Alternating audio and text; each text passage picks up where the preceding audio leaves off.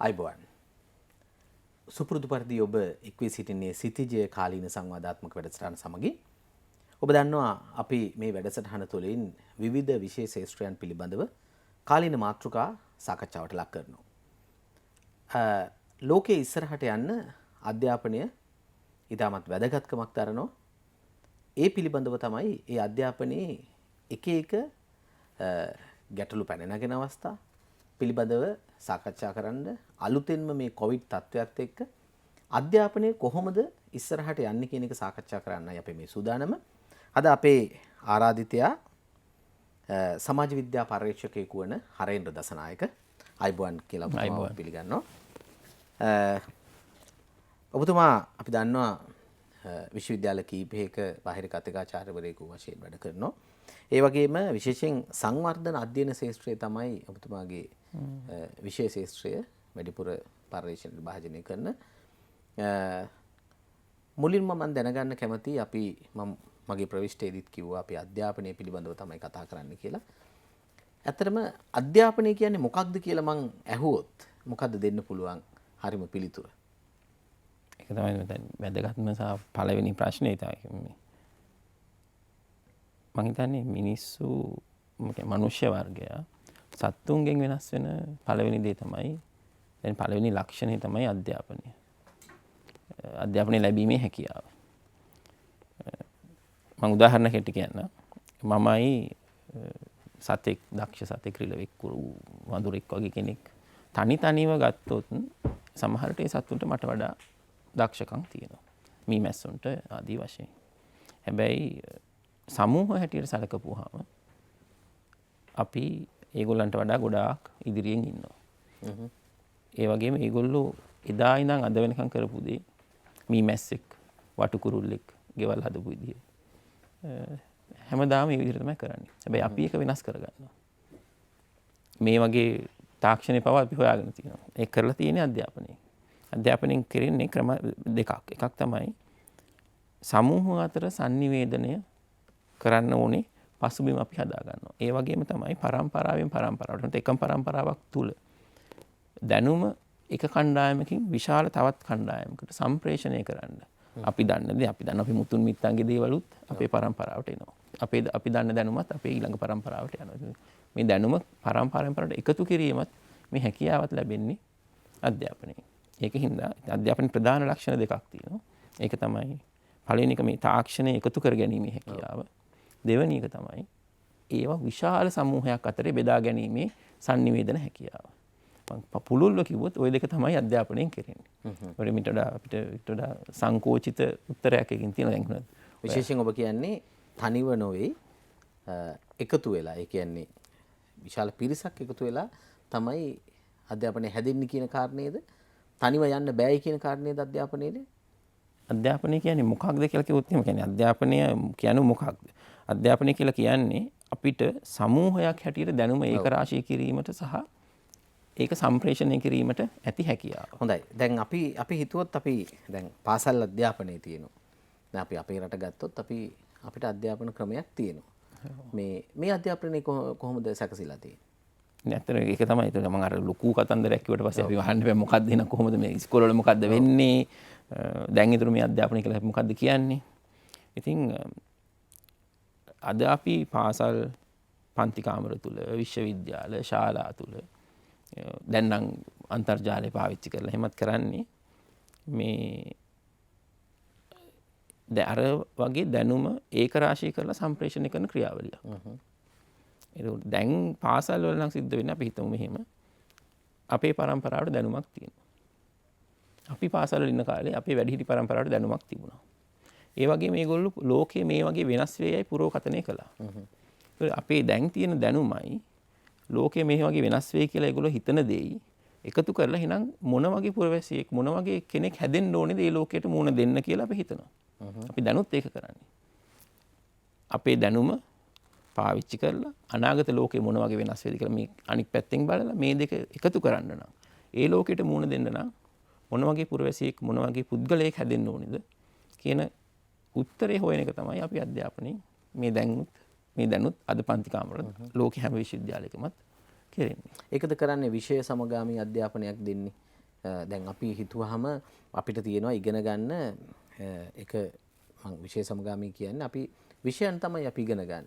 හැබැයි අපිට දීලා තියෙනවා ඒ කාල සීමාව ඇතුළත මෙන්න මේ දේවල් විතරයි ඉගෙන ගන්න කියලා. ඊට එහා යෑමක් නැහැ. ඒක මොකක්ද ඉතින් එතකොට කොහොමද ඒක මේ ඉස්සරහට ඒ දැනුම අලුත් වන දැනුම ලබා ගන්නත් සිද්ධ වෙන අලුත් වන දැනුම නැහැ කියන්නේ නෑ මේ අධ්‍යාපන ක්‍රමය තුල. හැබැයි මේ ඊට වැඩිය දෙයක් බලාපොරොත්තු වෙන්න බැරිද? සාමාන්‍යයෙන් අධ්‍යාපන ක්‍රමයක් ගොඩනැගෙන්නේ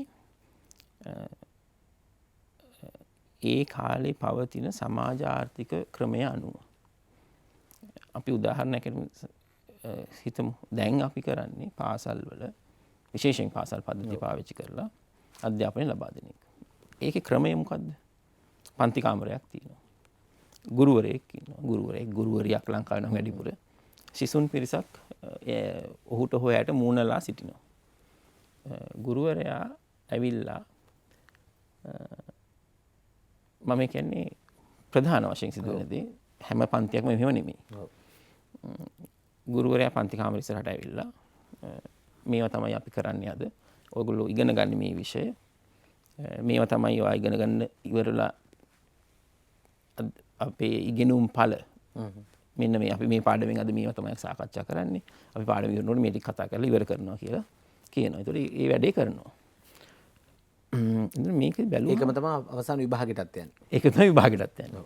එතකොට මේක බැලුවම ලක්ෂණේ මෙන්න මේ වැඩේ තමයි මේකෙන් ඉගෙන ගන්න ශිෂ්‍යයා විෂය කරුණු පමණක් නොවේ. ඒ අධ්‍යාපන ක්‍රමය තුළ බලාපොරොත්තු වෙන යාට ඒ ඩිසිප්ලින් එක, ඒ ශික්ෂණය ලබා දෙන්න. කොහොමද පන්ති කාමරයක් ඇතුළේ ඉඳලා විධාන පිළිපැදලා ගුරුවරයාගේ ගුරුවරියගේ විධාන පිළිපැදලා ඒව අනුගමනය කරලා එයාගේ උපදෙස් පිළිගත්තාම කොහොමද අපි අර බලාපොරොත්තු වෙන ප්‍රතිඵලය ලැබෙන්නේ කියන එක ඒකම විභාගයටත් අන්තිමට මනින්න. ඉතින් මේ දෙකම ඉගෙන ගන්නවා. විෂය කරුණු ඉගෙන ගන්නවා. ඒ වගේම මේ වැඩ කරන විදිහ ඉගෙන ගන්නවා. දැන් අපි ඒක නිකන් සංසන්දනය කරලා බලමු. අපි අද මොකද කරන්නේ? මම පන්ති කාමරයක හිටියා. මං ඉගෙන ගත්ත විෂය කරුණු. මං විශ්වවිද්‍යාලයට ගිහලා ඉගෙන ගත්තා. ආයෙත් ගුරුවරු දිහා බලා හිටියා. අපි දැන් වැඩ ලෝකෙට ආවට පස්සේ වැඩ ලෝකෙදී අපි මේවා පුනරාවර්තන ඒක රිපීට් කරනවා. ඒකම නැවත කරනවා. නැවත සංවේදනය කරනවා. නැවත සංවේදනය කරනවා. දැන් මං ගණිතය ඉගෙන ගත්තා. සමාජ විද්‍යාව සමාජ අධ්‍යයනය ඉගෙන ගත්තා. මේ විෂයන් විශ්වවිද්‍යාලෙන් තව විෂයන් ඉගෙන ගත්තා. ඒ විෂය දැනුමත් පාවිච්චි කරලා ප්‍රධානියෝ කියන දේවල් අපි කරනවා. සාමාන්‍යයෙන් මේ ෆැක්ටරි මොඩල් එක මගේ රැකියාවට වඩා ලේසි අපි මේක කර්මාන්ත ශාලාවක් වගේ එකක් ගැන හිතුවොත් එහෙම අපි සපත්තු හදනවා කියලා. සපත්තු හදන තැනකදී සිද්ධ කරන්නේ සපත්තු හැදීම ඉගෙන ගන්න කෙනෙක් ජීවිතයේදී එයාගේ වෘත්තිය සිද්ධ වෙන්නේ සපත්තු හැදීමේදී. එයා පන්ති කාමරේදී ඉගෙන ගත්තා නම් ඒ වැඩේ කරන්න මැටි හදන්න හරි මැටි බාන්න හදන්න හරි ලී වැඩ කරන්න හරි ඒ ක්‍රමයටම එයාට සිද්ධ වෙනවා. යන තැනකට කර්මාන්ත ශාලාවකට ගිහිල්ලා එතනදී කරන්න නැවතත් ප්‍රධානියෙක් ඉන්නවා. එයා කියනවා මෙන්න මේ අද මැටි මෙච්චර මේ තියෙනවා අපිට මේ බාන්න ටික හදන්න ඕනේ. ඒ විධානයේ පිළිපදලා ඒක හදනවා. එතකොට මේ විධාන තාක්ෂණය ලබාගෙන ඒ ලබාගත් විෂය දැනුමයි ඒ විධාන පිළිපැදීමයි තමයි මේ අපේ ආර්ථික ක්‍රමයට අද අවශ්‍ය වෙන්නේ. මොකද අපේ තියෙන්නේ කාර්මික ක්‍රමයක්නේ. නිෂ්පාදනයේ පදනම් කරගත්ත ක්‍රමයක්. මේ භෞතික නිෂ්පාදන පදනම් කරගත්ත ක්‍රමයට අවශ්‍ය විදිහ අධ්‍යාපනයක් තමයි දැන් මේ ගොඩනැගලා තියෙන්නේ පොදුවේ. දැන් අපි මම තව ලංකාවේ උදාහරණයක් සලකන්නම්. ලංකාවේ මේක අපිට පස්සෙත් සාකච්ඡා කරන්න පුළුවන්. හැබැයි මම මේ උදාහරණයක් මෙතනදී කියන්නම්. ලංකාවේ කලා විෂය ධාරාව විතා විශාලයිනේ. සිසුන් වැඩි පිරිසක් මේක ෆලෝ කර මේක ඉගෙන ගන්නවා. මාත් කලා විෂය තමයි ඉගෙන ගත්තේ. ඒක ලංකාවේ ඇත්තටම ප්‍රශ්නයක් වෙන තරමට වෙලා තියෙනවා. ඒක අපේ ඇත්තටම අපේ අධ්‍යාපන ක්‍රමය ගොඩ නැගුණේ මේ අපි අද පාවිච්චි කරන භාවිත කරන අධ්‍යාපන ක්‍රමය ගොඩ නැගුණේ අපේ යටත් විජිත උරුමයක් හැටියටනේ. යටත් විජිත උරුමේදී ඕනේ උනේ ස්වදේශිකයව අවශ්‍ය වුණේ පරිපාලන කටයුතු වලට උදව් කරන්න. පරිපාලන කටයුතු වලට නෙමෙයි ඒවට උදව් කරන්න. ක්ලාක්ස්ලා හදන්න, ලිපිකරු හදන්න. ඉතින් ඒකට උනේ අධ්‍යාපනය තමයි යටත් විජිත පාලකයෝ විසින් අපිට ලබා දුන්නේ. මම ඒක උදාහරණයක් හැටියට කිව්වේ. ඒතකොට ඒ නිසා තමයි කලා විෂය ධාරාව ඉගෙන ගත්තේ. ලිපි කටයුතු හොඳට කරන්න පුළුවන් වෙන්නේ. ඒක අපි ඒක අපි පුළුල් කරගෙන දැන් අපි සමාජ අර්බුදයක් දක්වා වර්ධනය කරගෙන තියෙනවා. හැබැයි ඒකේ උරුමය මං කිව්වේ අර කොහොමද අපේ සමාජ ක්‍රමයක් මගින් ඒ අධ්‍යාපන ක්‍රමය නිර්මාණය කරන්නේ කියන එක. හොඳයි මේ දැන් ඔයත් එක්කම මම ඒ කියන්නේ මේක වෙනස් වෙන්න ඕන කියන එකක් තමයි. ඔව් මේ දැන් ඔබ ඔය කියන විදිහට කලා විෂය ධාරාව පිළිබඳව ඔබ කිව්වා. හැබැයි අපිට ප්‍රශ්නයක් තියෙනවා. අපි යන්නේ අධ්‍යාපනය ලැබලා ඊළඟ ස්ටෙප් එක තමයි අපිට ඊළඟ අධීර තමයි රැකියාව. ඒ රැකියාවට හරියන මිනිස්සු ඒ වෘත්තිකයෝ හදනවද කියන එක ඔය අධ්‍යාපන ක්‍රමය තුලින්. අපේ වර්තමාන අධ්‍යාපන ක්‍රමය සෑහෙන අභියෝගයට ලක් වුණු අධ්‍යාපන ක්‍රමයක්. ඒ වගේම ලෝක මට්ටමේ සමස්ත පන්තිකාමර පදනම් කරගත් අධ්‍යාපනය ලෝක මට්ටමින් අර්බුදයට යමින් තියෙන්නේ. ලංකාවේ අර්බුදේ ඒ නිසා කියන්නේ ලංකාවට ආවේනික අර්බුදයකුත් තියෙනවා. ලෝක මට්ටමින් ඇතිවෙන අර්බුදේ අපිට තව සුනාමියක් බවට පත් වෙන්නත් නියමිතයි. මම හිතනවා ඉදිරි අවුරුදු 20 30 වගේ වෙනකොට මේ විදිහේ මේ අපේ අධ්‍යාපන ක්‍රමය සම්පූර්ණයෙන්ම වෙනස් වෙලා තිබිය යුතු වෙනවා ලංකාවට රටක් හැටියට මේ එන තත්ත්වයට මුහුණ දෙන්න නම්. වාගේ ස්පෙસિෆික් නිශ්චිත ප්‍රශ්නය වුණේ ධර්මශ්‍රී මේ ලංකාවේ අධ්‍යාපන ක්‍රමය අවශ්‍ය නිපුණතා සපුරලා වැඩ ලෝකයට අවශ්‍ය නිපුණතා වර්ධනය කරනවා. අපි කලා විෂයධාරී අධ්‍යාපන ගැන ගැටලුවත් අපි කතා කරා. ඉතින් මේකට අපිට දැන් ජනප්‍රිය උත්තරේ තමයි ඒක එහෙමනම් උපාධිධාරීන් 50000කට ආණ්ඩුවේ රැකියා පෝලිමක හිට ගන්න වෙන්නේ නැති වෙන්න ඕනේ. උපාධිධාරියා තමයි පළමු උපාධිධාරියා තමයි ලංකාවේ නිදහස් අධ්‍යාපන ක්‍රමයේ අපි කියමු අර මුදුන් මල්කඩ වගේ නිර්මාණය සමූහ වශයෙන්. ඉතින් එහාට උපාධි පිරිනමන ලංකාව යම්කිසි මුදලක් අය කරලා. එතකොට හැබැයි නිදහස් අධ්‍යාපනයේ මුදුන් මල්කඩ වගේ උපරිම අවස්ථාව තමයි පළමු උපාධිය ලබා දීම. ඉතින් පළමු උපාධිය ලබා දෙන කෙනෙකුට ආණ්ඩුව රස්සාවක් දිය යුතු නම් තවත් උපාධිධාරියෙකුට තවත් අභ්‍යාසයක් දිය යුතු නම් තවත් අවුරුද්දක් එකමාරක් පොඩි වැටුපකට එයාට රජය ආයතනයකට ගිහිල්ලා මේ පුහුණුව ලබන්න කියලා ඉඳ ගන්න තැනක් නැත්තම් ගෙදර ඉන්න ඕන නම් ඒක ඇත්තටම අපහාසයක් වගේ නේද? මම හිතන්නේ ඒක ඇත්තටම උපාධිධාරියට කරන අපහාසයක්. ඉතින් මේක සමහරවිට අහනයි මත් එක්ක තරහ වෙයි. ඉතින් කරන්න දෙයක් නැහැ. මම හිතන්නේ එහෙමයි ඒක. දැන් ඔව්. ඉතින් ඒකම අපිට කියන්නේ ඒකම මේක අවුරුදු දැන් අපි 30 25ක් තිස්සේ සෑම රජයක් විසින්ම මේක කරා. ඒකින්ද එක පැත්තකට විතරක් එන ප්‍රශ්නයක් නෙමෙයි. එනේන ආණ්ඩුව ඊට වඩා හොඳට මම මේක කරනවා කියලා තමයි කිව්වේ. ඉතින් ඒක නරක පැත්ත. හැබැයි මේ වැඩ ලෝකයට අවශ්‍ය නිපුණතා සංවර්ධනය ගැන හිතුවාම ලංකාවේ අධ්‍යාපන ක්‍රමයේ සමහර හොඳ වෙනස්කම් ඇත්තටම සිදු වෙමින් තියෙනවා. හොඳයි. දැන් ඔය වැඩ ලෝකේ කියලා ඔබ කියනකොට ඔබ කිව්වා පරිපාලනයට තමයි කලා විෂය ධාරාවලින් වැඩි පුද්ගලයෝ යොමු කරන්න කියලා. හැබැයි අපි දන්නවා මේ වැඩ ලෝකයේ ඇතුලේ සංවර්ධනයක් තියෙනවා රටක. දැන් මම නිකන් සාමාන්‍ය උදාහරණයක් ගත්තොත් අපිට හවසට වෛද්‍යවරු 10 දෙනෙක් හොයාගන්න පුළුවන්. හැබැයි මට ඕන වුණොත් හෙට පෙදරේරුවෙක් එහෙම නැත්නම් වැදුම් ශිල්පියෙක් හොයාගන්න ඒක ලේසි නෑ අද තත්ත්වයක් එක්ක. ඇයි ඒ වෘත්තීය අධ්‍යාපනය කියන එකේ වෘත්තීය නිපුණතා තියෙන අධ්‍යාපනයක් අපිට හැඩගැහිලා නැත්තේ තාම? ඇත්තටම ලංකාවේ වර්තමාන එකකට වටිනාකමක් නැති ප්‍රශ්නයකුත් තියෙනවා ඒ සමාජ රැකියාවල. සමාජ ප්‍රශ්න ඇත්තටම අපේ සමාජයේ පුළුල් සමාජීය ගැටලුවක එක පැතිකඩක් තමයි. මොකද මේ ගොඩාක් වෘත්තීය දේවල් විශේෂයෙන් වඩු වැඩ වගේ දේවල් ලංකාවේ පැවතුනේ කුල රැකියා හැටියට. ඒකට ශ්‍රේණි වල වෘත්තීන් හැටියට. ඉතින් ලංකාවට බැරි වුණා. ඒක ඇත්තටම ජාතිය ගොඩනැගීම පිළිබඳ ගැටලුවක්. ඔව්. ජාතිය ගොඩනැගීමේදී ගැටලුවේදී අපි විවිධ දේවල් උත්සාහ කරා. ශ්‍රී ලාංකික ජාතිය ගොඩනගනකොට ශ්‍රේණි වලට තිබුණු රැකියා එකිනෙක මේ රැකියාව මේ අය කරන්න ඕනේ, මේ රැකියාව මේ අය කරන්න ඕනේ වගේ එකෙන් මිදෙන්න සෑහෙන්න අපිට පුළුවන් වුණා. හැබැයි තවදුරටත් අධ්‍යාපන ක්‍රමයට බැරි වුණා ඒක බිඳ දාලා හැමෝටම තමන් කැමති නම් තමන් කැමති ශිල්පය ඉගෙන ගන්න, ඒ ශිල්පය හදාරලා ඒකේ නිපුණතාව ලබාගෙන එහෙම එකක් කරන්න උදව් කරන්න බැරි වුණා. ඒක එක ප්‍රශ්නයක්. එක ප්‍රශ්නයක් ඇයි අපිට ශිල්පීන් නැති කියලා. ඔබගේ ප්‍රශ්නේ ඇත්තටම වෘත්තිකයෝ ඉන්නවා, ශිල්පීන් නැහැ. මේකට දැන් කවුරුත් ආස නැහැ ලංකාවේ. නැත්තම් පොඩි කාලේදී අපි අහුවම 3 පන්ති ළමයින්ගෙන් ඇහුවොත් 5 පන්ති ළමයින්ගෙන් අහනවා වගේ ඔයාලා උඩුකුණාම මොකද්ද කරන්න කියලා. ඒගොල්ලෝ කියන්නේ නෑනේ මං වැද්දුම් ශිල්පියෙක් වෙනවා කියලා. මම පොඩිම කාලේ කියනවා ඊට පස්සේ ලොකු වෙනකොට නැති වෙනවා. පොඩිම කාලේ ඇහුවාම මං කියන්නේ මම ඇත්තටම මං කියන්නේ පොඩිම කාලේ ඇහුවාම හරි ආසයි ගඩොල් කපන්න. ඒක තමයි යා දැකලා තියෙන ලස්සන ස්කිල් වැඩක්. අර ගඩොලක් හොඳට මැටි දාලා සුමටව කපලා ඒක ඇද වෙන්නේ නැතුව ගඩොල බානවා කියන්නේ ලොකු ස්කිල් එකක්. වාහන එලවන්න වාහන එලවන්න පොඩි ළමයි. රියදුරෙක් වෙන්න රියදුරෙක් වෙන්න කියලා. හැබැයි ටික දවසක් යනකොට මෙයා ඒක අතහැරනවා. 5-6 වෙනකොට ඒක අතහැරලා ඊට පස්සේ කියන්න පටන් ගන්න ඕන්න මං ඉංජිනේරුවෙක් වෙන්න කැමති, මං දොස්තර කෙනෙක් වෙන්න කැමති, මං ලොක්ෙක් කවුරු හරි වෙන්න කැමති කියලා.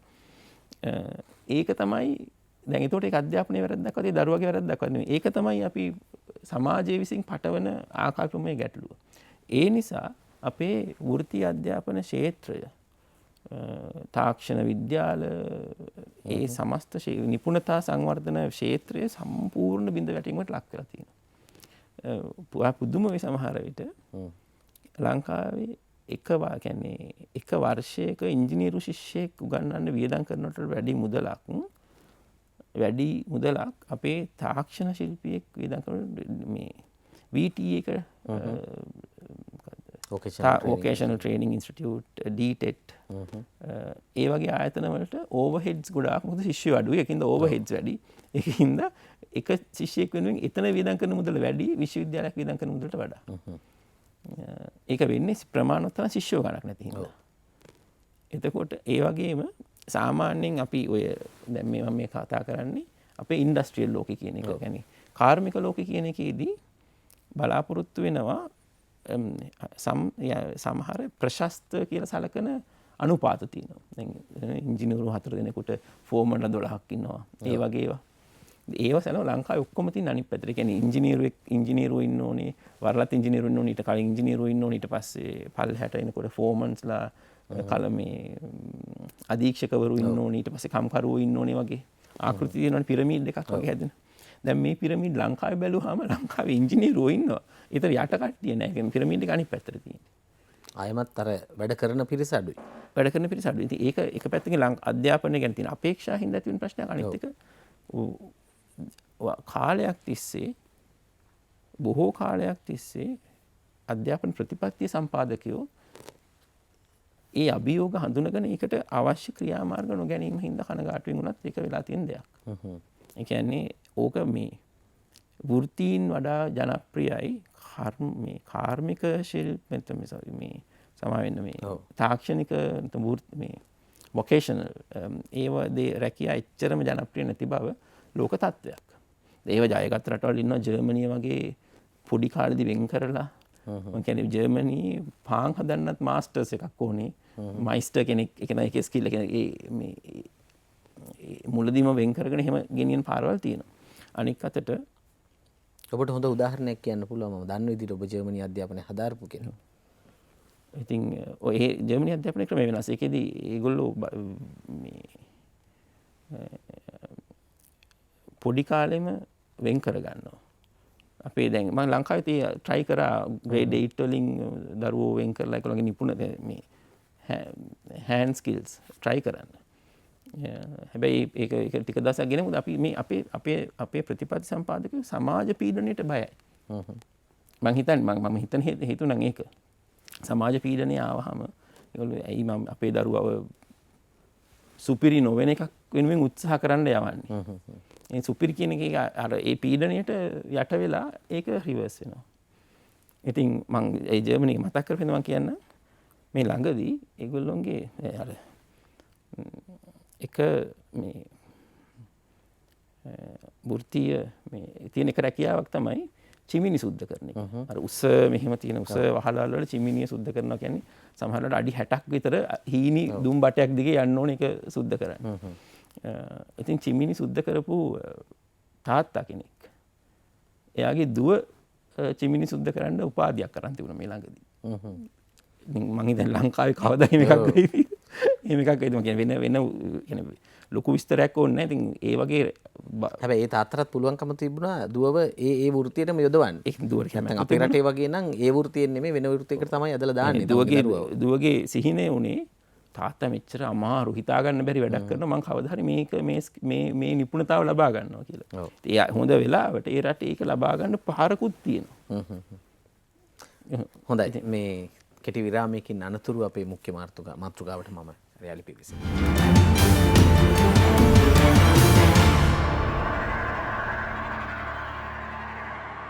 හොඳයි. අපි යාලිත් සිතිජේ සංවාද වැඩසටහන සමගින්. දැන් මම ඔබගෙන් මුලින්ම අහන්න සූදානම් වුණ මාතෘකාව අපේ මම මේ කතා බහ කරන්න සූදානම් වෙච්ච ප්‍රධාන මාතෘකාව තමයි මේ කොවිඩ් වසංගතයත් එක්ක ලෝකේ ඊට පස්සේ විශේෂයෙන් ලංකාවේ මේ අධ්‍යාපන ක්‍රමය යම් පරිවර්තනයකට ලක් වුණා. දැන් අපි පාසල් අධ්‍යාපනයක් අපිට ලබා ගන්න හරි අමාරුයි. දැන් පාසල් කීපයක් කරලා තිබුණට සමහර වෙලාවට ළමයි පාසල් එන්නෙත් නැහැ. මේ රෝගයට බය තියෙන බයත් එක්ක දෙමව්පියෝ ළමයි පාසල් එවන්නේ නැහැ. අපිට දැන් අලුතෙන් ආවා මේ ඔන්ලයින් এডুকেෂන් කියන එක. මේක අලුත් තත්ත්වයක්ද ලෝකෙට? ලෝකෙ ඇත්තටම ගමන් කරමින් හිටියේ දිශාවට තමයි. දැන් ඇත්තටම මේ අපිට මේක කඩාගෙන වැටුනේ නම් ඊටාම හදිස්සියේ සහන අපි කිසිම සූදානමක් නැතුව ඉන්න වෙලාවක. හැබැයි අධ්‍යාපන ප්‍රතිපත්ති සම්පාදකයන්ගේ ඒ වෙනකොටත් අවධානය යොමු වෙලා තිබුණා කොහොමද පන්ති කාමරය ඇතුළට අලුත් තාක්ෂණය අරන් එන්නේ කියලා. යම්කිසි උත්සාහයන් දරලා තිබුණා. උදාහරණයක් හැටියට ඊට කලින් කියන්නේ මේ කොවිඩ් අර්බුදය එන්න කලින් ලංකාවට අධ්‍යාපන ප්‍රකාශන දෙපාර්තමේන්තුව ඉන්ටරැක්ටිව් ලර්නින් මටීරියල් කියලා. ඒ කියන්නේ පන්ති කාමරය තුල හෝ ඉන් බැහැරව පාවිච්චි කරන්න පුළුවන් අන්තර්ජාලය පාදක කරගෙන පාවිච්චි කරන්න පුළුවන් අධ්‍යාපන මෙවලම්. මේ අධ්‍යාපන යෙදවුම් නිර්මාණය කරමින් තිබුණා. ඒ නිසා ඒක සම්පූර්ණයෙන් අලුත් දෙයක් නෙමෙයි ලංකාවටවත්. ඒ වගේම අපි හැබැයි ලෝකයේ ඊට වැඩි ඉස්සරහට ගිහිල්ලා ලෝකයේ ගොඩාක් වෙලාවට ඉතාම ඉදිරියට ගිහින් තියෙන ප්‍රධාන තාක්ෂණ සමාගම්. ප්‍රධාන තාක්ෂණ සමාගම් උදාහරණයකට Google, Microsoft වගේ තොරතුරු තාක්ෂණ සමාගම් සියල්ල විසින්ම තියෙනවා පාසල් පද්ධති තුල පාවිච්චි කරන්න පුළුවන් අන්තර්ජාලය පාවිච්චි කරන මාර්ගගත අධ්‍යාපනය ලබා ගන්න platforms වේදිකා Google Classroom, Microsoft Teams ඒ වගේ ඒවා. ඉතින් ඒ නිසා කියන්නේ ඒක තමයි අපි කොහොමත් ලෝකයක් හැටියට ගමන් කරන දිශානතිය කියන එක පැහැදිලි. ඒකට අපි මේ වෙලාවේදී මම මේක අහන්න කලින් ධර්මශ්‍රී කියන්නම් අපි මේ වෙලාවේදී හිතන්න ඕනේ ගොඩක් වෙලාවට අපේ රටේ පොඩි සාම්ප්‍රදායිකත්වයක් තියෙනවනේ මේවා අපිට ඕනේද වගේ. ඉතින් මම කියන කෙටියෙන් උත්තරයක් කියන අපි දැන් අධ්‍යාපනය පටන් ගත්තේ කළු ලෑල්ලවත් චෝක් කෑල්ලවත් හොයාගන්න කලින් පොත් මුද්‍රණය කරන්න හොයාගන්න කලින් තමයි අධ්‍යාපනය පටන් ගත්තේ. ඉතින් හැබැයි ඒ ඔක්කොම අලුත් තාක්ෂණයේ ඔක්කොම අපේ වැඩ පහසු කරගන්න අධ්‍යාපන ක්‍රියාවලිය පහසු කරගන්න අපි පන්ති කාමරය ඇතුළේ අධ්‍යාපන ක්‍රමයේ තුලට වැද්දගත්. ඔබ කියන්නේ අපි කළු ලෑල්ලත් අපිට තිබ්බේ නෑ ගල් ලෑල්ලත් තිබ්බේ නෑ. හැබැයි කළු ලෑල්ලට ගල් ලෑල්ලට තිබ්බ එක පොතට ආවා. පොතෙන් දැන් තව තැනකට පරිවර්තනය වෙනවා. පොතෙන් තව තැනකට පරිවර්තන. ඉතින් ඒ මම හිතන්නේ මේ මිනිස්සුන් මනුෂ්‍ය වර්ගයාගේ අධ්‍යාපනය සම්බන්ධයෙන් සිදුවෙන වැදගත්ම පරිවර්තන යුගයක අපි මේ ඉන්නේ. පළවෙනි එක තමයි කියන්නේ මනුෂ්‍ය මිනිසා කියන්නේ ඉගෙන ගන්න කෙනෙක්නේ කොහොමත්. එයාට ලැබුණු ලොකුම දායාදය තමයි භාෂාව කතා කරන්න හොයා ගැනීම. සමූහ වශයෙන් සංනිවේදනය කරන භාෂාව හොයා ගැනීම. දෙවනුව ඒක ලියලා තියෙන අකුරු හොයා ගැනීම. එතකොට කටවහරෙන් ගෙනියන්න ඕනේ දේ අකුරු වලට පරිවර්තනය කරලා පොතක වගේ තියන ගලක ලියලා තියන්න පුළුවන්. උනේතර අවුරුදු ගානකට පස්සේ හොයාගන්න. එහෙම තමයි මොකද දැනුම සම්ප්‍රේෂණය කිරීමේ තමයි අපේ රහස තියෙන්නේ. ඊළඟට ප්‍රධානම විප්ලවය තමයි මුද්‍රණ යන්ත්‍රය හොයා ගැනීම. ඔය ගූටන්බර්ග් 1450 ගණන් වල සිදු වුණ එක. ඒකේ වැදගත් දේ තමයි ඉස්සර හැම අකුරක්ම අතින් ලියන්න ඕනේ වුණා. ඒතකොට පොතක් නම් ඒ පොතම අතින් ලියන්නේ, පොතේ තව පිටපතක් ඕන නම් ඒ පිටපතත් ඒ වගේම මුලින් ලියන්න ඕනේ. දැන් ඇත්තටම ක්ලාක් කියන වචනේ ක්ලැරික් කියන එකෙන් හැදෙන්නේ. කියන්නේ මේ පිටපත් කරන්නා කියන එක තමයි ඒකේ අර්ථය. ඉතින් මුද්‍රණ යන්ත්‍රය හොයාගත්තට පස්සේ විශාල වශයෙන් දැනුම තියෙන පොත්වලට දාලා ඒ වේගයෙන් මුද්‍රණය කරන්න පුළුවන්කම ලැබුණා. අපි දන්නවා ඒක ඉස්සෙල්ලා මේවා වැළඳගන්නේ ආගම. යුරෝපයේත් මුද්‍රණ යන්ත්‍රයයි බයිබලයේ ජර්මන් භාෂාවට පරිවර්තනය කරපු එකයි තමයි පළවෙනි පෙරළියට හේතුනේ. ඒ වගේම ලංකාවෙත් ඉස්සෙල්ලම මුද්‍රණය භාවිත මුද්‍රණ පත්‍රයක් පටන් ගත්තේ ආගමික සංවිධානවල. ඒ හින්දා කියන්නේ එහෙම يعني මේ ඊට පස්සේ ඒක අධ්‍යාපන ක්‍රමයට ආවා. දැන් වැදගත් දේ තමයි අධ්‍යාපන ක්‍රමය ඊටාම ෆ්ලෙක්සිබල් කියන්නේ මොකද්ද? නම්‍යශීලී විදිහට අලුතෙන් එන තාක්ෂණය තමන්ගේ කාර්යය සඳහා යොදව ගන්න. ඒ නිසා අපිට අවස්ථාව ලැබෙනවා මේ වැඩි දැනුමක් වැඩි කාලයක් තුල අඩු කාලයක් තුල වඩා කාර්යක්ෂමව අධ්‍යාපන ක්‍රියාවලිය කරගන්න. දැන් මම හිතන්නේ අපි දැන් ගණිත සංකල්පයක් වගේ ඉගෙන ගන්න.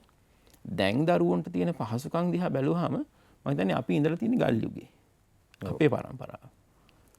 මම නිකන් බැලුවා මේ ඊට සතියකට විතර කලින් පයිතගරස් ප්‍රමේය දැන් උගන්වන්නේ කොහොමද කියලා. දැන් විනාඩි 2කින් ඒක උගන්වන්න තරම් ලස්සන ඉන්ටරැක්ටිව් මැටීරියල් මේ ඉන්ටරැක්ටිව් මැටීරියල් තියෙනවා. ඒ වගේම තමයි හැම ගුරුවරයාටම හැම පුද්ගලයාටම ඉගැන්වීමේ කුසලතා එක විදිහට හැදිලා නැති නිසා අර කෙනෙක් ගොඩාක් හැකියාව තියෙන කෙනෙක්ගේ දේවල් බොහොම ලේසියෙන් කණ්ඩායම් එකතු වෙලා කාලයක් තිස්සේ වර්ධනය කරපු දේවල් බොහොම ලේසියෙන් ඕන කෙනෙකුට ඇක්සස් මේ දකින්න පුළුවන් විදිහට හදන්නත් බෙදන්නත් අපි ඒක ආයෙ කතා කරමු. මේ මාර්ගගත අධ්‍යාපනය ඉඩ දීලා තියෙනවා. හොඳයි. දැන් මේ ඔන්ලයින් එඩියුකේෂන් එක අපේ රටේ තියෙන මේ කොවිඩ් වසංගතයෙන් පස්සේ ආපු මේකේ ප්‍රශ්නයක් තියෙනවා. දැන් දරුවන්ට සම්පූර්ණ පාසලේ පන්ති කාමරයක් තුල ලබා ගන්නා අධ්‍යාපනයම ඔන්ලයින් තාක්ෂණයේ ලබා ගන්න පුළුවන්ද කියන එක. එකක් ගුරුවරයා සහ දරුවා අතර සමීප සම්බන්ධතාවයක් නැහැ. අනිත් එක තමයි අපිට තියෙන ගැටලු මේ ක්‍රමයත් එක්ක. ඒ කියන්නේ අපි ඩිජිටලි ඒ කියන්නේ අපි අපේ මේ තාක්ෂණික පැත්තෙන් අපි ඉස්සරහට ගිහිල්ලා තියෙනවද? හැමෝටම මේක කරන්න පුළුවන්ද කියන එක. දැන් කොළඹත් මං හිතන්නේ විශාල පිරිසකට මේ අවස්ථාව අහිමි වෙනවා. මොකද ඔබ හිතන්නේ කියන්නේ? මම හිතන්න දෙයක් නැහැ. අතන මේ කියන්නේ එක කරුණක්. ඔව්. අපි මං හිතන්නේ නැහැ ගිය අවුරුද්ද තුල ඒ අවුරුද්දේ කොවිඩ් නොතිබුණා නම් පන්ති කාමර ලබා දෙන්න තිබුණු අධ්‍යාපනයේ මට්ටම ගුණාත්මකව සංසන්දනය කරනවා 25%කවත් ප්‍රතිඵලයක් එතන ලැබුණා කියලා. කනගාටුමත් අපි අන්තිමට ටර්ම් ටෙස්ට්ස් කැන්සල් කරා. ඒවා තිබුණේ නැහැ. ඒ කියන්නේ ඔන්ලයින් අධ්‍යාපනයේ ලැබපු අයගේ නෑ මම හිතමු කොවිඩ් නොතිබුණා කියලා 2020 වර්ෂයේ. කොවිඩ් නොතිබුණා නම් සමස්ත අධ්‍යාපන ප්‍රතිඵලයක් වෙනවා. කියන්නේ මේ අධ්‍යාපනයෙන් මෙච්චර ළමයි ගාණක් මෙච්චර නිපුණතා ලබා ගත්තා කියලා. මම අන්න එහෙම නොතිබුණා නම් තත්වයයි මේ තිබීම යටතේ ලබාගත් තත්වයයි සාධන මට්ටම හැටි ගත්තොත් කියන්නේ ශිෂ්‍යෝ කොච්චර අධ්‍යාපනයෙන් බලාපොරොත්තු වෙන නිපුණතා අධ්‍යාපන කියන්නේ වෙනස් කිරීම ක්‍රියාවලියක් නේද? ඒ සිසුන් තුල ඒ කොච්චර වෙනස් කිරීමකට කරන්න හැකියාව ලැබුණාද කියන එක හිතුවොත් මම හිතන්නේ 125ක විතර මට්ටමක් තමයි තියෙන්නේ. ඒච්චරත් නැතුව ඇත සමහර විට. හේතු ගොඩක් තියෙනවා.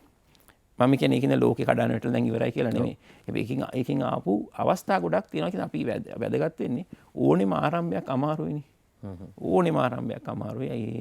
ඒ නිසා ඒක සම්පූර්ණයෙන් බැහැර කරලා යුතු නෑ. මොකද මේ පැත්තට අපි ආයෙත් හැබැයි මේ තියෙන මට්ටම ගැන නම් අපිට කොහෙත්ම සතුටු වෙන්න බෑ.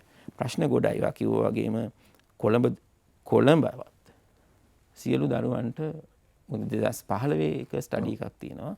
ස්මාර්ට් ෆෝන් අවైలබිලිටි එක. ස්මාර්ට් ෆෝන්ස් කොච්චරක් දරුවෝ අතේ පවුලක තියෙනවද කියලා. ඉතින් ඒක 70%ක මට්ටමේ තියෙන මධ්‍යම මේ කියන්නේ තියෙන ෆෝන්ස් වලින් 70%යි ස්මාර්ට් ෆෝන්ස් තියෙන්නේ කොළඹත්. එතකොට ඒව තමයි දරුවන්ගේ අධ්‍යාපනයට ලැබෙන්නේ. අනික එහෙම ෆෝන් එක නැති තැනකදී ඒක වෙන්නෙම නැහැ. ඔව්. ලංකාවේ අනික් ප්‍රදේශවල තත්ත්වය ඊටත් වඩා නරකයි. කොළඹ කියන්නේ මම කිව්වේ කොළඹ නෙමෙයි. ඒක මේ වෙස්ටර්න් ප්‍රොවින්ස් එකේ. ඔව්. බස්නාහිර පළාතේ. ඔව්. එතකොට අනික් ප්‍රදේශවල ඊටත් වඩා නරකයි. ඊට පස්සේ අපිට කියන්නේ මේකෙදි මේ පුළුල් පින්තූරේ දිහා බැලුවාම තමයි අපිට ප්‍රශ්නේ මම ටිකක් මේක කතා කරොත් අපිට හදිසිය මොකද්ද උනේ? ඉස්කෝලේ වැහුවා, දරුවන්ට ගෙදර ඉන්න උනා, ගුරුවරුන්ට කිව්වා හරි. අධ්‍යාපන අමාත්‍යාංශය දැන් කොහොම හරි උගන්වන්න ඕනේ. මොකද ගෙදර තියන්න බෑ අවුරුද්දක් ළමයි නිකන්. හැබැයි මුලදී අපි සැලසුම් කරන්නේ අවුරුද්දක් ඉන්න වෙයි කියලා. දැන් ලංකාවේ පළවෙනි ප්‍රශ්නය ඒක සැලසුම් නොකිරීම. අනික් රටවල මාස 6කට ඉස්කෝලේ වහනවා කියලා අනවුන්ස් කරද්දී අපි ඉස්කෝලේ වැහුවා විතරයි කිව්වේ කොච්චර කාලයකද කියලා කිව්වේ නෑ. අපි හිතුවා මේ හැම වෙලාවෙම මේක නෑ. ඒක පොඩි ප්‍රශ්නයක් මේක අවුරුදු කාලෙම ඉවර වෙයි. මේක වෙසක් පොයෙන් ඉවර වෙයි, පොසොන් පොයෙන් ඉවර වෙයි වගේ ඒ වගේ සමානසිකත්වයක හිටියනේ. මම හිතන්නේ අපි කරගත්ත වැරද්ද දෙක ඒ නිසාම හොඳට සැලසුම් කරන්න බැරි වුණා. මොකද මම පුද්ගලිකව දන්න උදාහරණ තියෙනවා. ඇයි කරගන්න එහෙම බැරි වුණා කියලා. හැබැයි ගැටලුව මුලදීම අපි සලකපු නැති නිසාත්, ඒ කියන්නේ ඒකේ බැරෑරුම්කම සලකපු නැති නිසාත්, ඒ වගේම සාමූහික විසඳුමක් මේකට අවශ්‍ය බව අපිට දකින්න බැරි වුණ නිසා. මම උදාහරණයක් කියන්නම්. අදටත් අධ්‍යාපන අමාත්‍යාංශය මේක චෝදනාවක් නෙමෙයි. අධ්‍යාපන අමාත්‍යාංශය මේ ගැටලුව විසඳන්න හදන්නේ තනියම. ඒගොල්ලෝ හිතනවා ඒ නිසා ගොඩක් හොඳ දේවල් කරනවා. ඔව්. ටෙලිවිෂන් channel එකක් පාවිච්චි කරනවා. ඔව්. YouTube channel එකක් පාවිච්චි කරනවා. ජාතික අධ්‍යාපන ආයතනය. තව online material ගොඩක් තියෙනවා. ටෙලිෆෝන් ඩිවයිස් එකට වැඩිය ටෙලිවිෂන් එකක් ගෙදර තියෙන්න පුළුවන්. ඕනම ගෙදරක තියෙන්න පුළුවන්. ටෙලිවිෂන් එකක් පේන්නේ නැති ගෙදරකුත් නැති තරම්. ලංකාවේ. ඒ කියන්නේ ඒ ඕන කෙනෙකුට ඒක 90% විතර අපිට ජය ගන්න පුළුවන් කියලා හිතෙනවා. ඒ අධ්‍යාපන ක්‍රමවේද. තමයි ඒකෙත් ප්‍රශ්න තියෙනවා. ඒකින් කියන්න දැන් අධ්‍යාපන අමාත්‍යාංශය සාධනීය පියවර කීපයක් ගත්ත. හැබැයි මේ චින්තනයේ තියෙන්නේ අපි මේක තනියම කළ යුතුයි කියලා. ඒ කියන්නේ මේ සමස්ත වගකීම අපේ කරපිට තමයි තියෙන්නේ කියලා තමයි හිතන්නේ. හැබැයි ඒ නිසාම සිදුවෙච්ච දෝෂ මං කියන්න. දැන් මේ ලංකාවේ ආර්ථික තත්ත්වයක් හින්දා අපිට තීරුම් ගන්න පුළුවන් විදිහටම ඉම්පෝර්ට් අඩු කරනවා. දැන් මාකට් එකේ කොහොමද දුරකථන හිඟයක් තියෙනවා. එතකොට දැන් ගෙදර දුරකථනයක් නොතිබුණු කෙනා මේ දරුවා එයාගේ තාත්තා ණය වෙලා හරි ෆෝන් එකක් ගන්න ගියා නම් ළමයාට ඉගෙන ගන්න දැන් වැඩේ තවත් අමාරුයි. ඔව්. එතකොට මේ අතර කියන්නේ සිසුන්ගේ අතට ඩිවයිසස් දුරකථන ලබා දීම සඳහා විශේෂ ක්‍රියාමාර්ගයක් විශේෂ විදිහට බැලීමක් සිද්ධ වුණේ නැහැ. ඒක මගහැරුණා. ඒක මගහැරීමෙන් සමස්ත අධ්‍යාපන ක්‍රමයේ ළමයට ගෙදර ඉන්න ළමයාට ඉගෙන ගන්න තියෙන අවස්ථාව තව දුර්වල වුණා. දෙවනුව මේක ලංකාවේ මුල ඉඳන්ම තියෙන මේ කියන්නේ දැන් අවුරුදු කීපයක් තිස්සේ සාකච්ඡාවට පත් වෙන ලක් වෙන මාතෘකාවක් අපිට මේ උගන්වන්න මැටීරියල්ස් හදන්න. දැන් බ්ලැක් බෝඩ් එක කළු ලෑල්ල පන්තියට ආවට පස්සේ එතෙක් උගන්වපු විදිහට නෙමෙයි කළු ලෑල්ලක් තියෙනට උගන්වන්නේ. කළු ලෑල්ලේ ලියන්න පුළුවන් ගුණ. ඉතින් ඊට පස්සේ වයිට් බෝඩ් එකක් ආවට පස්සේ තවත් වෙනස් වෙනවා. ස්මාර්ට් බෝඩ් එකක් ආවොත් ඒ කියන්නේ පින්තූර එක දාලවන්න පුළුවන්. එහෙම ආවොත් තවත් වෙනස් වෙනවා. පරිගණකයක් ආවට පස්සේ තවත් වෙනස් වෙනවා. ඒක ගුරුවරයාට පුළුවන් ඒලාම ගිහිල්ලා ඉන්ටර්නෙට් එකේ සර්ච් කළා මොකක් හරි අලුතෙන් නැත්නම් ඒකේ දාලා තියෙන වීඩියෝ එකක් පෙන්නලා ඒකේ දාලා තියෙන රූප රාමුවක් පෙන්නලා එහෙම වෙනස් වෙනවා. ඉතින් ඒ වෙනස මෙතනදිත් සිද්ධ වෙනවා. ඒකට අපිට චැලෙන්ජ් එකක් ආවා කොහොමද මේ අලුත් ඒ කියන්නේ දැන් අපි මේ ළඟ නැති ළමයෙකුට මේ පොඩි තිරයකින් මෙහෙම පන්ති වටේ බලන්න නෑ. යාළුවෙක් නෑ අහගන්න. එහෙම තැනකදී පොඩි තිරයකට කොහොමද මේක ගේන්නේ කියලා. එතකොට ඒක පන්ති කාමරය තුල කරපු විදිහට කරන්න බෑ. එතකොට දැන් අධ්‍යාපන ක්‍රමයේ මේ අභියෝගෙට මුහුණ දීලා ඉන්නවා කොහොමද මේ අර වෙන තැනක උගන්වපු විදිහට පන්ති කාමරේ උගන්වපු විදිහට නැතුව ස්ක්‍රීන් එකේ උගන්වන්න සූදානම් වෙන්නේ කියලා. එතනදිත් අපි තව වැරද්දක් කරනවා. ඒක තමයි ස්ක්‍රීන් එකේ උගන්වනවා කියම හිතන්නේ පරිගණක තිරයක බලන්න මේ උගන්වන්නේ කියලා.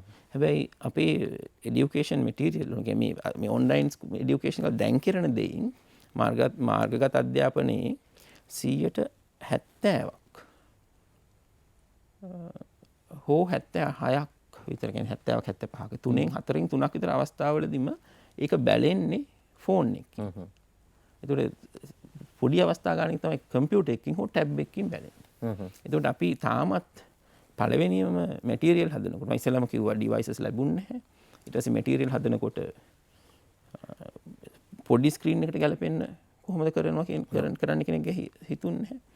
ඊළඟට ඔකට ඩේටා නැහැ. ඔව්. ඩේටාගේ අනිත් එක තමයි අර දැන් ඩිවයිසස් ලබා ගන්න සහ ඒකට ඩේටා ලබා ගන්න කම්පැනිස් වල අපි සමාගම් වලින් පැකේජස් දෙක තුනක් හඳුන්වලා දීලා තිබුණා. ඔව්. හැබැයි තාමත් ඩේටා කොස්ට් එක කියන එක ගොඩක් ඉහළයි.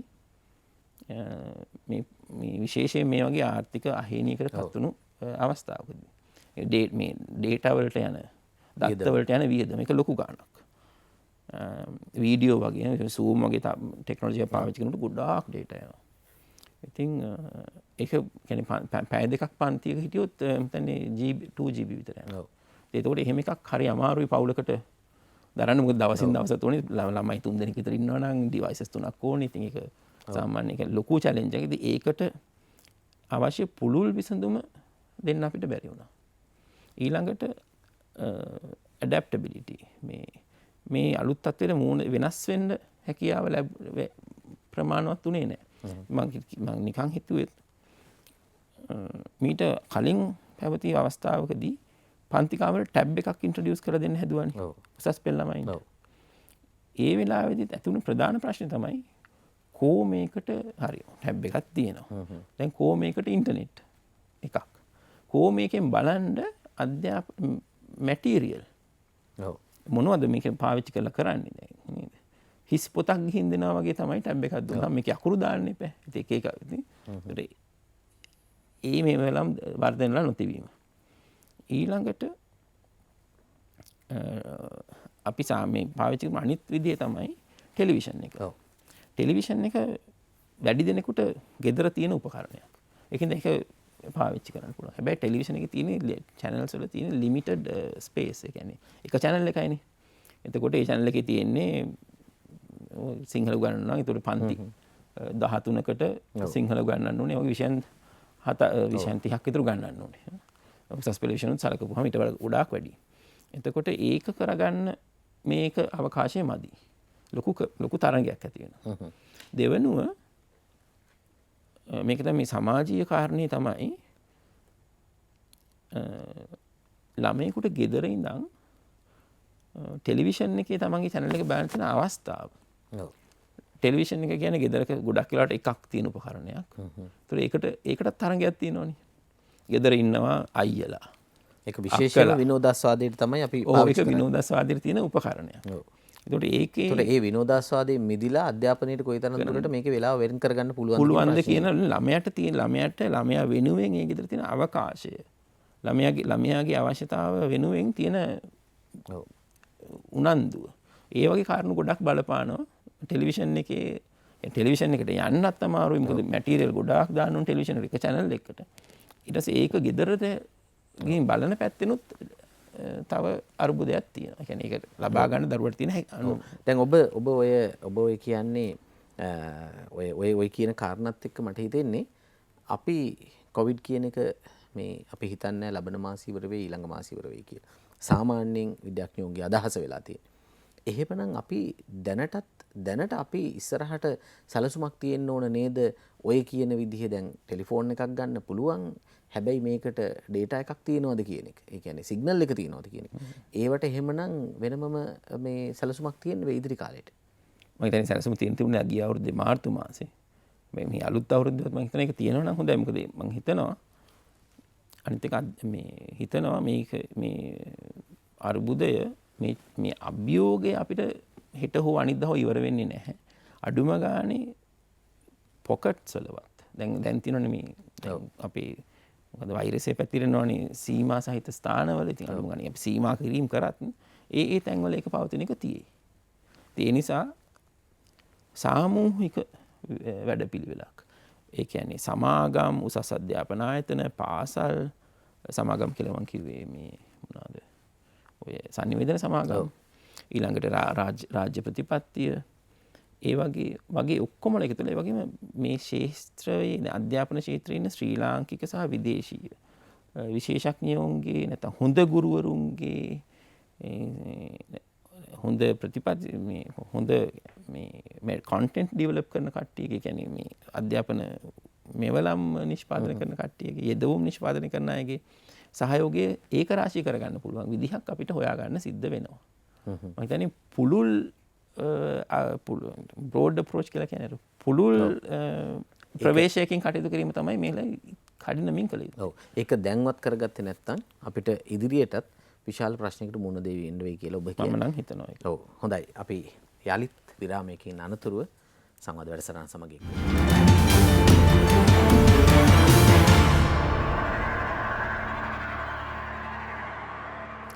හොඳයි. ඔබ යලිත් සිතිජය සංවාද වැඩසටහන සමගින් අද අප සමග සාකච්ඡා කරන්නේ සමාජ පර්යේෂක හරීන්ද්‍ර දසනායක. හොඳයි. දැන් අපි ගොඩක් දේවල් සාකච්ඡා කරා. දැන් මේ ඔන්ලයින් තාක්ෂණයෙන් ළමයින්ට උගන්වන්නේ ගුරුවරු. දැන් කොහොමද ගුරුවරුන්ගේ කැපැසිටි එක? ඒක තමයි මම හිතන්නේ වැදගත්ම අන්තිම අධ්‍යාපනයේ වැදගත්ම ශිෂ්‍යයා ඇරුණාම වැදගත්ම ලින්ක් එක වැදගත්ම පුද්ගලයා වැදගත්ම කේන්ද්‍රය තමයි ගුරුවරයා අපේ අධ්‍යාපන ක්‍රමය තුල. ඉතින් අපිට තියෙන අභියෝගයක් හැටියට තියෙන්නේ සමහර ගුරුවරු න්ට මේ පරිවර්තන මේ නව තත්ත්වයට පරිවර්තන වීමේ ගැටලු තියෙනවා. ඔව්. මේ අලුත් තාක්ෂණයට අලුත් තාක්ෂණ ඒගොල්ලොම ඩිජිටල් කරන්නේට. සාමාන්‍යයෙන් සමහර වෙලාවට මේ සමස්ත අධ්‍යාපන ක්‍රමය තුල තියෙන දෙයක් තමයි යම්කිසි සාම්ප්‍රදායිකත්වය අගය කිරීමක් තියෙන නිසාම ගුරුවරු මං දන්නේ අනිත් අයට වඩා ටිකක් සාම්ප්‍රදායිකද කියලා. කෙසේ වුවත්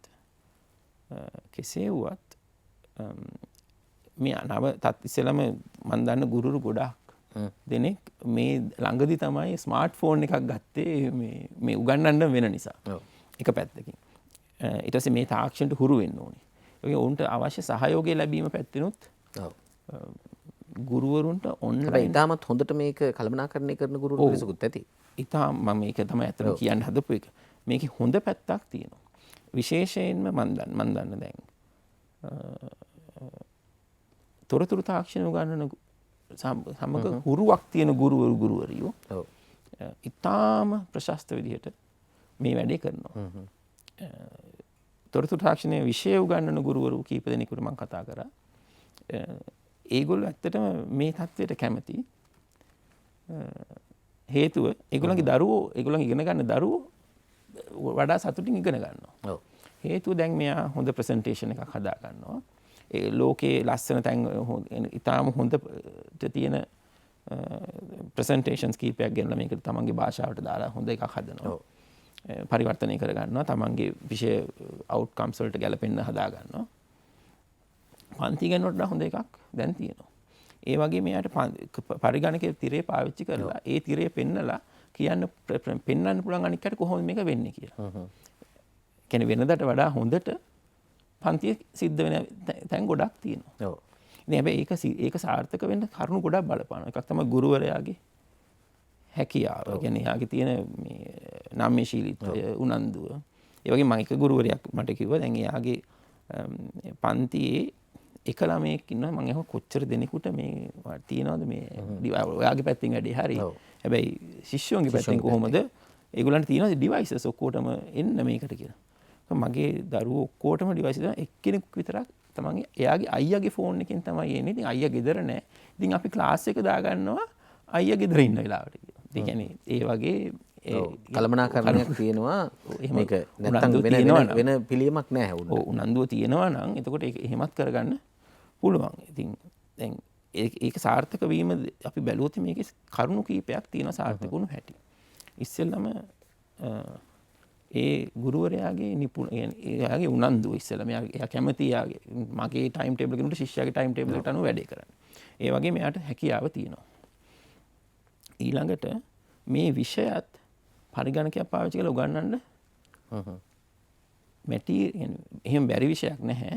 හැබැයි ඒ විෂයට අවශ්‍ය මෙවල අධ්‍යාපන යෙදවුම් දැන් හැදිලා තියෙනවා. එතකොට මම බෞද්ධ ආගමවත් සිංහලවත් වෙන ආගමක්වත් එහෙම බැරි මම හිතන්නේ සංගීතය මේ ක්‍රාෆ්ට් වැඩ කියන්නේ මැටි වැඩ වඩු වැඩ වගේ වුණා බැරි වෙයි දැන් උගන්නන්නත් නෑ. හැබැයි අනිත් කරුණු ගනුදෙනු කරන විෂයන් ඔක්කොම උගන්නන්න පුළුවන්. හැබැයි අර කන්ටෙන්ට් එක හැදිලා තියෙන එක තමයි ප්‍රශ්නේ කිව්වේ. ඔව් හොඳයි. ඊළඟට එතකොට තුන්වනුව එතන තියෙනවා ශිෂ්‍යයන්ගේ ටෙන්ෂන් එක තියාගන්න පුළුවන් විදිහේ ක්‍රමයක්. ඒකත් මේ ටික එකතු වුණාම තමයි අර හොඳ වැඩේ يعني හොඳ අවුට්කම් එකක් හොඳ ප්‍රතිඵලයක් ගන්න පුළුවන්. එතනදිත් මම කියන්න ඕනේ ක්‍රමය විසින් කියන්නේ ක්‍රොස් අපේ සමස්ත අධ්‍යාපන ක්‍රමයේ විසින් ඔක්කොටම ලැබුණු හැම ගුරුවරටම ලැබුණු නියාමනයක් නැත්තම් මඟ පෙන්වීමක් නිසා නෙමෙයි මේ සාර්ථකත්වයන් ලබාගෙන තියෙන්නේ ඒ ගුරුවරුන්ගේ දක්ෂකම් නිසා. ඒක තමයි මම හිතන්නේ ඒගොල්ලන් ස්කේල් අප් කරන්න පුළුවන් නම් බුදා අපි කතා කරන්නේ කියන්නේ ඒගොල්ලන්ගේ ආදර්ශයන් උඩිහලට ගන්න පුළුවන් නම් ඒ වගේ ලොකු තව කෙරෙන්න දේවල් තියෙනවා. හොඳයි. මම යම් වීඩියෝවක් දැක්ක විශ්වවිද්‍යාල අධ්‍යාපනයේ හදාරන ශිෂ්‍ය ශිෂ්‍යාවන්ව ඔවුන්ගෙන් අහනවා මේ ඔන්ලයින් අධ්‍යාපනය ඔබට හොඳයිද නැද්ද කියලා. ඔවුන් කියනවා මේක ප්‍රශ්නයක් නෑ අපිට මේක කරගෙන යන්න පුළුවන්. හැබැයි අපේ විශ්වවිද්‍යාලයේදී අපි එකට හමු වුණා, අපි එකට කතා බහ කළා, අපි එකට බෙදාගත්තා, අපි යාළුවෝ පිරිසක් එක්ක. දැන් ඒක අපිට නෑ. ඒක අපිට ප්‍රශ්නයක් කියලා. මේ සමාජ විද්‍යාත්මකව මොකද හිතන්නේ ළමයි හුදකලා වෙලා නේද? සමහර වෙලාවට ළමයි මේ ඔන්ලයින් වලදී හරියටම ගුරුවරයාට ළමයාව පේන්නේ නැත්නම් ළමයාගේ අවධානයත් පැත්තකට යන්න පුළුවන්. මේ වර්තමාන අධ්‍යාපන ක්‍රමයේ ගොඩනැගිලා තියෙන්නේ පන්ති කාමරයක් පදනම් කරගෙන උගන්වන්න. මං කුඩා දරුවෝ කීප දෙනෙක්ගෙන් ඇහුවාම කොහොමද මේ වගේ ඔන්ලයින් এডুকেෂන් එක යන්නේ කියලා ඒගොල්ලෝ ඔක්කොමලා කිව්වේ අපි කැමති ආයේ ඉස්කෝලේ යන්න තියෙනවා නම්. හැබැයි මම හිතුවා හරි මේකේ මොකක්වත්ම නැද්ද පොසිටිව් දෙයක්. හොඳ මොකක්වත් නැද්ද? අපි හොඳ දෙයක් තියෙනවා. ඒක තමයි ටීචර් මොනවා කිව්වත් අපිට පොඩ්ඩක් يعني අර අහක බැලුවා කියලා අහුවෙන්නේ නැහැ. අනිත් يعني ඒක ඊටත් වඩා ඒගොල්ලෝ ආසම දේ තමයි මේ මට ඉතින් මගේ යාළුවන්ගේ ගෙවල් බලන්න හම්බෙන්නේ නැහැ. හැබැයි මට මේකෙන් Zoom එක කරනකොට අර අනිත් අයගේ ගෙවල් වලින් බලා ගන්න පුළුවන්. ඒක තමයි මම දැක්ක හොඳ දේ කියලා. වෙන ටීචර්ගේ ගේට් බලා ගන්න පුළුවන්. ටීචර්ගේ ගේට් බලා ගන්න පුළුවන්. හොඳයි. දැන් මේ ක්‍රමයක් එක්ක මට ඔබෙන් අහන්න තව එක ප්‍රශ්නයක් තියෙනවා. ප්‍රශ්න කිහිපයක් තියෙනවා. දැන් දරුවන්ගේ දැන් මේ ඔබ කිව්වා මේ ඩිවයිස් එක ගන්න විශාල මුදලක් වියදම් කරන්න ඕන කියලා. එතකොට විශාල ආර්ථික ප්‍රශ්න වලට මැදි වෙලා තියෙනවා දෙමව්පියෝ. ඔවුන්ගේ දැන් රැකියාවලත් ප්‍රශ්න තියෙනවා මේ තත්ත්වයක් එක්ක. ඒ රැකියාව අහිමි වෙලා තියෙනවා. ඒ තත්ත්වයන් වලට ඔවුන්ට මේ වගේ දේවල් වලට වියදම් කරන්න වෙන ප්‍රමාණය, අර ඩේටා වලට වියදම් කරන්න වෙන ප්‍රමාණය. ඒක ඊට සහ මේ දරුවෝ පාසල් ගිහිල්ලා ඉගෙන ගත්තා නම් දරුවන්ට තව යම් දේවල් ලැබෙන්න පුළුවන්. අපි කියන පෝෂණ තත්ත්වයන් පවා. මොකද්ද මේකේ අලුත් තත්ත්වය මේ ඔබ හිතන්නේ මේ අපි වෙනත් මානයකට කරක ප්‍රශ්නයකුත් තියෙනව නේද මෙතන?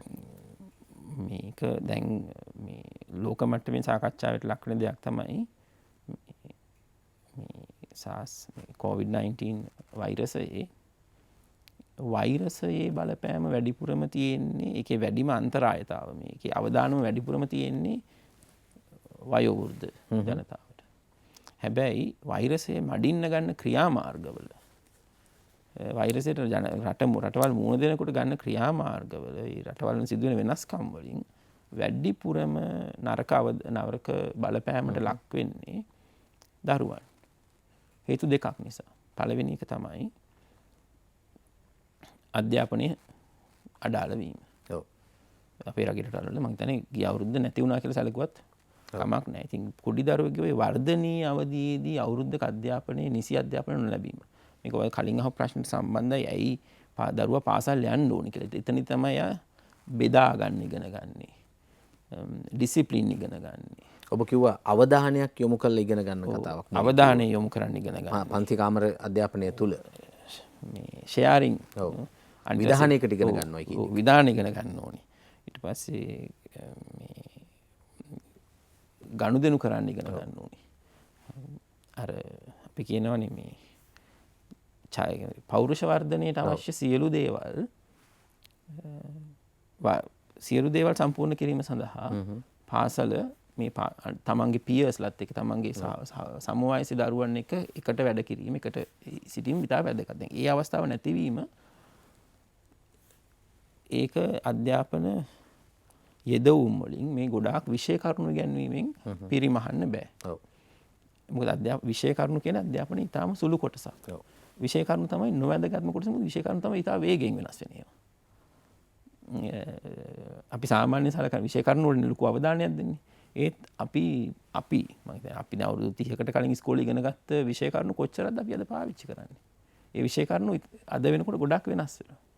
ඒකට ඊට වඩා වැදගත් වෙනවා අපි එතනදී ඉගෙන ගන්න අනික් කොහොම ෂෙයාරින් ඉගෙන ගන්නේ. මතයක් වෙනුවෙන් පෙනී ඉන්නේ කොහොමද? ඒ වගේ අර නිපුණතා මේ soft skills කියලා කියනවා. ඊළඟට මේකේ අනික් පැත්ත තමයි අධ්‍යාපනයේ නොමැතිවීම ලොකු බලපෑමක් තියෙනවා. ඊළඟට පෝෂණය නැතිවීම. පෝෂණය නැති වෙන්නේ මෙන්න මෙහි පෝෂණයට සිදුවෙන බලපෑම. කොවිඩ් තත්ත්වය මර්ධනය කරන්න ලොක්ඩවුන්ස් ආවහම ඉස්කෝලේ වැහුණා. දැන් ලංකාවේ නම් මට මතක හැටියට රුපියල් බිලියන 1.5ක් විතර වාර්ෂිකට වියදම් 2020 වර්ෂයට වෙන් කරලා තිබුණා බිලියන 1.5ක් පාසල් දරුවන්ට කිරි සහ ආහාර වේලක් ලබා දෙන්න. කිරි දෙන ඉස්කෝලේට කිරි දෙන්න ආහාර වේලක් ලබා දෙන ඉස්කෝලේට ආහාර වේලක් ලබා දෙන්න. දැන් මේ ආහාර වේල ලබා දෙන්නේ පෝෂණය අත්‍යවශ්‍ය පාසල් වලට. දරුවන්ගේ පෝෂණය අත්‍යවශ්‍ය පාසල් වලට. ඒ පෝෂණ වේල නැති වෙනවා. ඒක විතරක් නෙමෙයි. සමස්ත ආර්ථික කඩනටම ගෙවල් වල ක්‍රය ශක්තිය මිලදී ගැනීම හැකියාව අඩු වෙනවා. ඒක අඩු වුණාම අපිටත් ඒක අඩු වෙනවා. ඒ කියන්නේ හැමෝටම අඩු මේ මැදි වයසේදීත් ඒක අඩු වෙනවා. වෘද්ධ වයසේදීත් අඩු වෙනවා. හැබැයි පෝෂණය අඩු වීමේ වැඩිපුරම ජීවිත කාලයට බලපාන්නේ කුඩා වයසේදී අඩු වෙන පෝෂණය. ඒක නිසා මේ කරුණු දෙක නිසා පෝෂණය අඩුවීමත් අධ්‍යාපනය අඩුවීමත් දරුවන්ට ලැබෙන සිදුවන බලපෑම ඉතා විශාලයි. ඒ වගේ මේක පියවන්න බෑ. ඉතින් මම හිතන්නේ දැන් ප්‍රතිපත්ති සම්පාදනයේ උදාහරණයක් හැටියට මම කියන හැබැයි රජයට මේ වියදම යන්නේ නැහැ. හැබැයි යම් කිසි වැඩපිළිවෙලක් තියෙනවා නම් මේවා එහෙම පෝෂණයක් අවශ්‍ය ඒ පළාත් වලට බෙදලා දුන්න පළාත් වලට මේක නැවත ලබා දෙන්න නිවෙස් වලට හරි ලබා දෙන්න යම් කිසි සාහනයක් ලැබෙයි නේද? මාත් හිතන එතන රුපියල් බිලියන කමාරකින් ලොකු මුදලක් ඒකෙන් ලොකු දෙයක් කරන්න තිබුණා. එක මීල් එකට ඒ කියන්නේ එක ආහාර වල ලොකු මුදලක් වෙන් කරනවා. ඉතින් ඒ මුදල හෝ නැත්නම් ඒ සරින් පෝෂණ හෝ අඩු ගන්න ඒකට ඒ බර ඒ වටිනාකමට කරවල හරි කමන්නේ. ගෙවල් වලට දෙන්න තිබුණා අඩු ගානේ බේසික් ප්‍රෝටීන්ස් හරි ඒ දරුවන්ගේ ගෙවල් වලට යනවා. ඒකෙන් කොටසක් එහෙම දෙයක් මම හිතන්නේ එහෙම දෙයක් කරන්න තිබුණා. ඒ මුදල් මේ පාසල් වලට වෙන් කර මුදල් කොහෙත්ම වියදම් උනේ නැහැ නේ. මොකද පාසල් ඒ වැඩසටහන ක්‍රියාත්මකුත් නැති නිසා.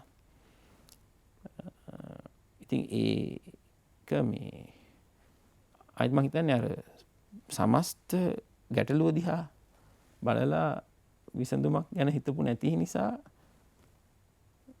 ඇති වුණු ප්‍රශ්නයක් කියලා. ඒ වගේම තමයි මේ දැන් හරි දැනුත් දැන් හොඳටම පරක්කුයි. හැබැයි දැන් ඉදිරියට එන තත්ත්වය පූර්වාපේක්ෂණය කරලා අපි දන්නවනේ ඒක වෙනවා කියලා. ඒ නිසා අපේක්ෂා කරලා මේ ගැටලු දෙක අධ්‍යාපනයෙන් සහ පෝෂණයෙන් දරුවන්ට ඇතිවෙන නියමිත ගැටලු දෙකට වැඩි බරක් දෙන්න පුළුවන් නම් ඉදිරි අවුරුද්ද අපිට බේර ගන්න පුළුවන් වෙයි. ඔව් ඔබට විශේෂයෙන් දැනුවත් වීමක් තියෙනවද මේ අපි මේ බස්නාහිර පළාත නෙමෙයි ඊට පිටස්තර අනුරාධපුරය මොණරාගල පොළොන්නරුව ඒ වගේ අපි කියන්නේ ටිකක් දුර පළාත්වල මේ තත්ත්වයන් කොහොමද දැන් අපි ඔය කරගත්ත සාකච්ඡාවත් එක්ක එකක් ඩිවයිස් එකක් මේ වලමක් නැති වෙන්න පුළුවන්. අනිත් එක තාක්ෂණිකව මේ සිග්නල් එකක් අපි කියන්නේ සංඥා නැති වෙන්න පුළුවන් මේ දුරකථන වලට තියෙන. මේ වගේ තත්ත්වයන් වළක්වා ගන්න ඉස්සරහට මේක යන්න ඕන නම් අපි යන්න සිද්ධ වෙනවා අනිවාර්යයෙන්ම. තාමත් වැඩපිළිවෙලක් සැකසෙන පාටක් නැද්ද මේ සමහර ලාවට සාකච්ඡා තියෙන්න පුළුවන්. නමුත් අපිට පේන්න දෙයක් තියෙනවද? ඊයේ හවස වෙනකොටත් සාකච්ඡා මට්ටමින් යම්කිසි දේවල් තිබුණා. හැබැයි දැන් උදාහරණයක් තමයි කොහොමද කියන්නේ මේ තාක්ෂණික ආයතන මේ ශාස්ත්‍රයේ ඉන්න ප්‍රවීණයින් අධ්‍යාපන අමාත්‍යාංශය සයි නිලධාරී මණ්ඩල ප්‍රතිපත්ති සම්පාදකින් සියලු දෙනා එකතු වෙලා සාමූහික විසඳුමක් හොයන බවක් මං වැරදි වෙන්න පුළුවන් මං දැක්කේ නැහැ. ඒ වුණත් දැන් කොහොමද ප්‍රාදේශීය මට්ටමින් තියෙන ඉස්කෝලවල තියෙන විද්‍යාගාර පමණක් හෝ කොහොමද පාවිච්චි කරන්නේ? කියන්නේ ඉස්කෝලේ වහලා හැබැයි විද්‍යාගාරය ඇරලා ඉගැන්වීම් කරන්න පුළුවන්. ඒ කියන්නේ ළමයින්ට ඇවිල්ලා කීප දෙනෙකුට ඇවිල්ලා විශේෂයෙන්ම දැන් O level කරන ඒගොල්ලන්ට ඇවිල්ලා ඉගෙන ගන්න.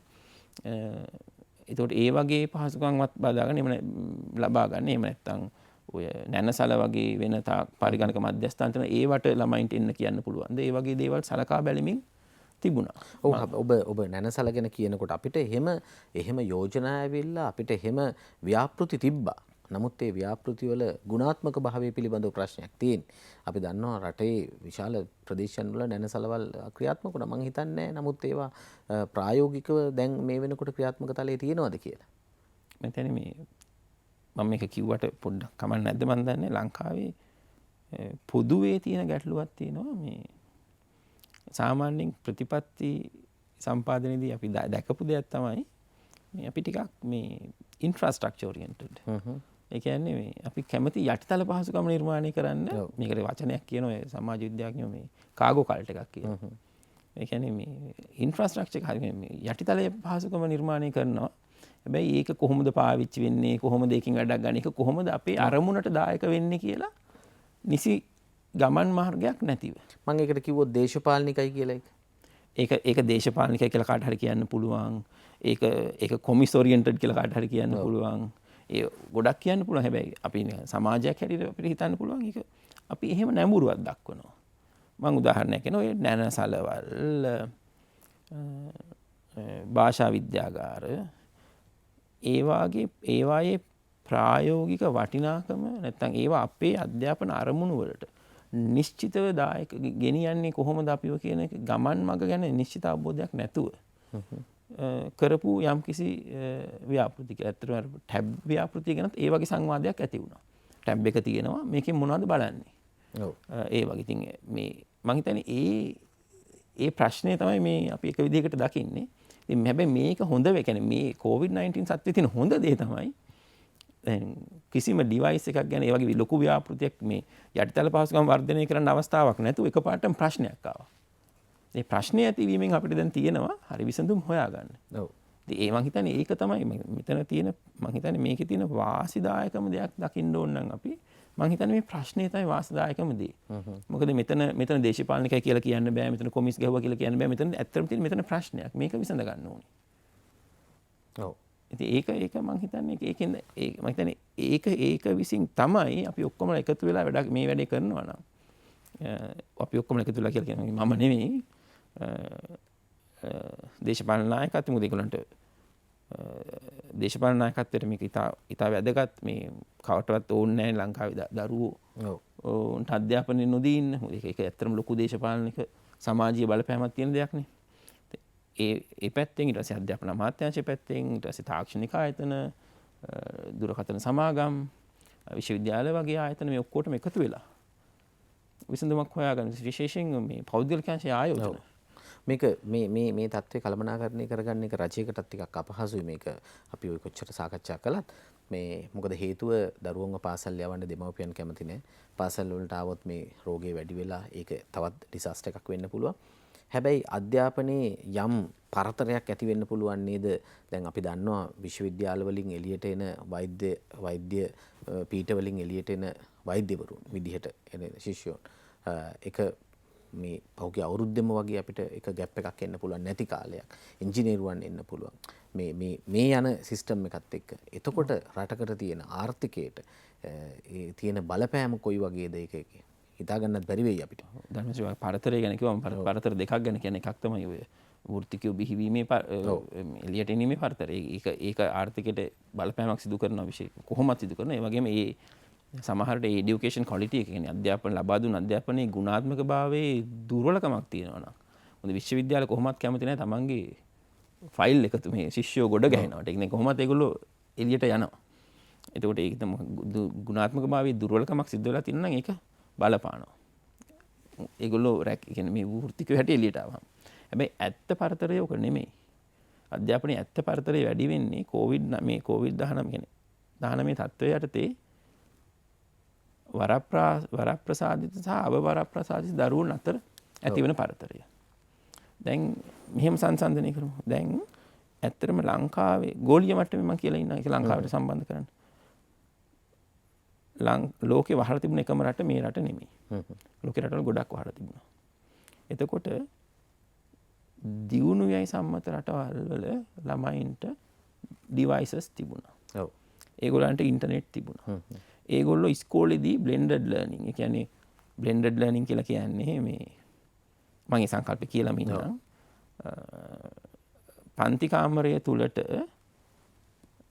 අන්තර්ජාලය මාර්ගගත මෙවලම් කියන්නේ ඩිවයිසස් අන්තර්ජාලය රැගෙන එන්නේ කොහොමද? ඒ කියන්නේ ගුරුවරයාගේ කාර්යය ශිෂ්‍යයාගේ කාර්යය අධ්‍යාපනය ඉගෙනීම් කාර්යය පහසු කර ගැනීම සඳහා තාක්ෂණය මාර්ගගත තාක්ෂණය ඔන්ලයින් ටෙක්නොලොජි එක ගේන්නේ කොහොමද කියන එක ගේන විදිහ ගැන තමයි බ්ලෙන්ඩඩ් ලර්නින් කියන්නේ. ඒතකොට මේ දියුණු යයි රටවල දරුවන්ට මේ ඔක්කොම තිබුණා. ඒගොල්ලන්ගේ ගුරුවරුන්ට තිබුණා බ්ලෙන්ඩඩ් ලර්නින් එක්ස්පීරියන්ස්. ඒගොල්ලන්ගේ මැටීරියල් කියන්නේ ඉගැන්වීම් යෙදවුම් ඩිවෙලොප් කරලා තිබුණා.